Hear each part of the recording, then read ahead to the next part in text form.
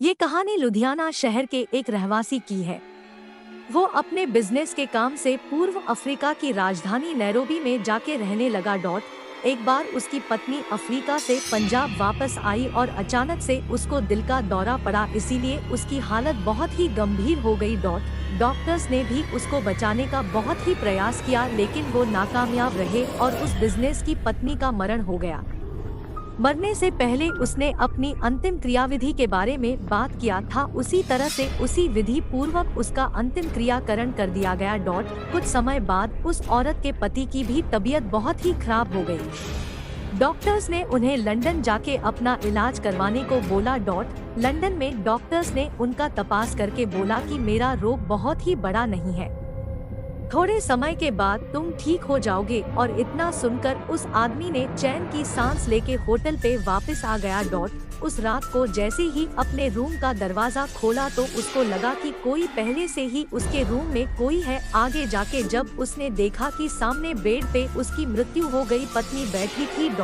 ये देख के वो आदमी थर-थर कांपने लगा। डर के कारण उसके गले में से आवाज भी नहीं निकल पा रही थी, लेकिन उसकी पत्नी की आत्मा ने उसके सामने जाके बोलना चालू कर दिया।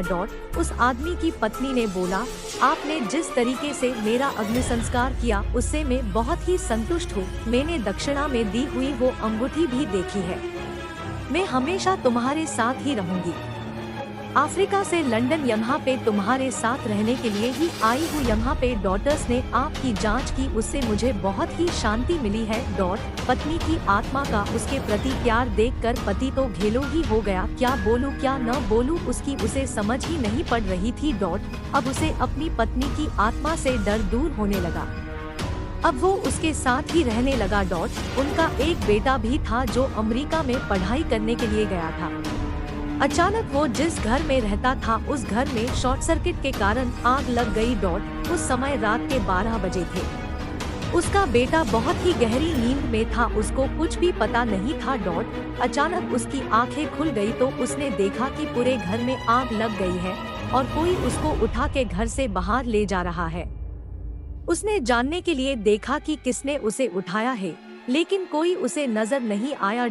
वो खुद हवा में उड़ता हो ऐसा उसको लगा, लेकिन उसको पता नहीं था कि उसको उठा के लेके जाने वाला और कोई नहीं, उसकी मृत माँ ही थी।